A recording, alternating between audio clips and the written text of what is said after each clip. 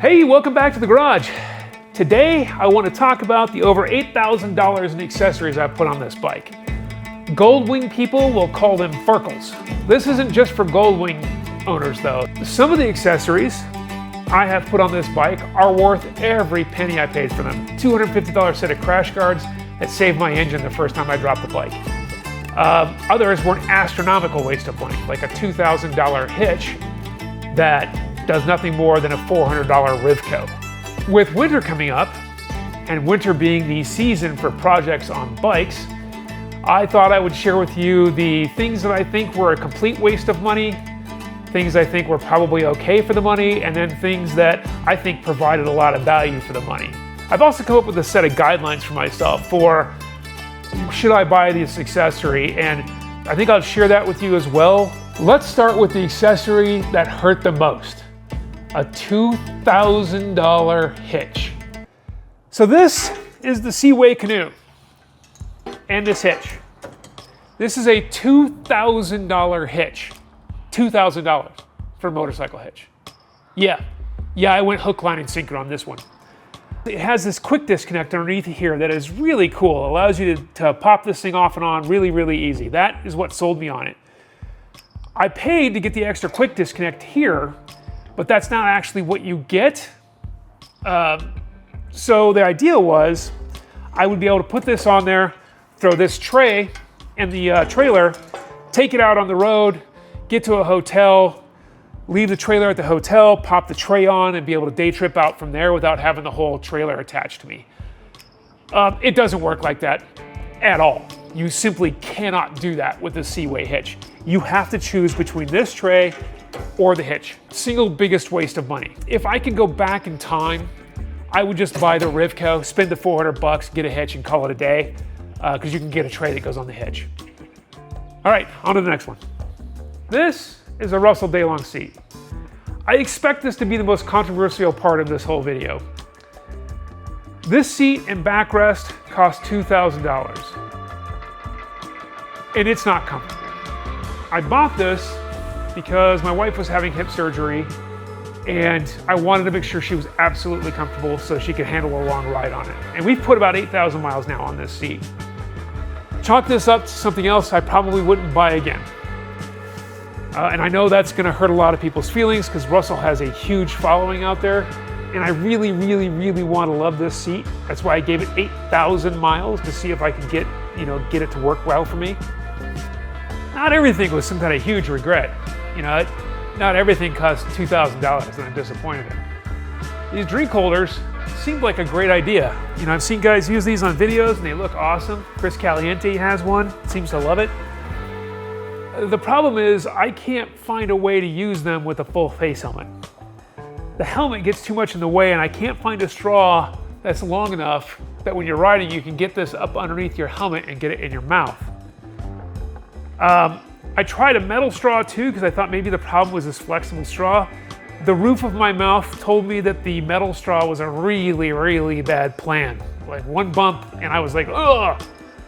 So yeah, so just a little bit of money on some drink holders and I didn't find these worthwhile. Like I keep them on there because I really want this. I really want to figure out a way to solve this problem. I just haven't yet.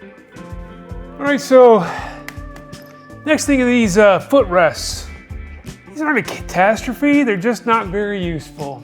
The problem is the passenger really wants to be able to slide their foot forward and this requires them to lift their foot up, combined with the driver's foot sits here, leg is almost against this. So if the passenger puts their foot up here, they're gonna run into the back of the driver's leg. So where it is, it's just really impractical. This needs to be shorter and this should be lined up with this platform so you can just slide your foot forward, maybe slightly raise it up, but it should be adjustable so you can tune that.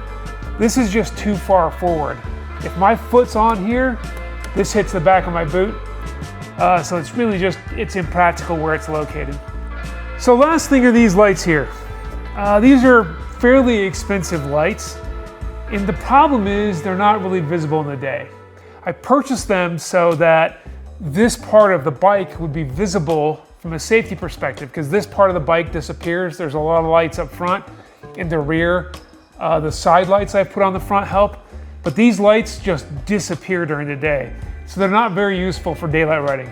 If I did a lot of night riding, I'd probably think they were okay. But these should be brighter and a lot less ugly, honestly. These are freaking ugly.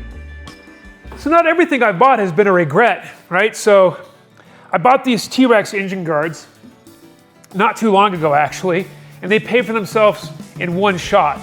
I was in a parking lot and I dumped it over on its side doing low-speed cone work, and I would have lost this saddlebag had it not been for those engine guards. So I absolutely know that they paid for themselves in one shot. Great purchase. Max over at Traxxion Dynamics does a lot of cool engineering stuff, but he built a skid plate for this bike, and I was coming out of a gas station not too long ago, and I bottomed this bike hard twice coming out of that gas station, and it bounced. And I thought I did some damage, but I pulled it all off and looked at the engine. The engine is fine. Did a video on that one, you can look that one up. So the Traxxion Dynamics skid plates were awesome. The big surprise for me were these Panovista mirrors. I wanted something that was wider because I'm towing a trailer and I want to be able to see further out, not quite cat eye, but see further out from the trailer line so I can see where it is behind me. And I got the lights in it, so I got the lighted version, and I thought it was just pure bling. I think it looks cool. I was coming back out of our trip from Butte, my wife and I turned my blinker on. There was a car over here, and he saw that blinker and backed off. Now, it tells me two things. One, that driver was really cool because he saw my blinker and let me merge over, which was really awesome of him. But it also told me you can see that mirror from car height as a driver. And that means that other drivers can see that mirror, and it's flashy, it's bright and flashy, so I know that other drivers see that, which makes it, for safety, it absolutely did what I didn't expect, which was make my day a little bit safer on the road. Not everything I purchase is a regret. That's great news. I haven't wasted all of my money. All right, so through this whole process, I've came up with a couple of guidelines for myself to help me keep from purchasing too many farkles, things that don't do anything functionally, just cost a lot of money. Number one, solve real problems. Don't solve imaginary problems. So a lot of these, like the Seaway hitch, the reason that's such a big regret was I thought it was solving a problem, but it didn't actually solve that problem.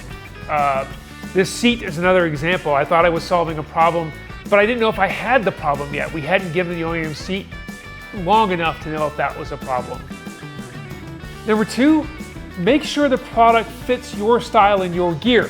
These drink holders are a great example where the straw, I can't get it under my helmet, so it doesn't work with the gear that I use. And maybe I can find another straw. I'm still determined I'm gonna find a straw that will work with the damn things. But make sure that you know that works for you. Make sure it actually solves the problem. If I had thought about that, I would have really thought through, like, how am I going to get this in there? So that was definitely an issue.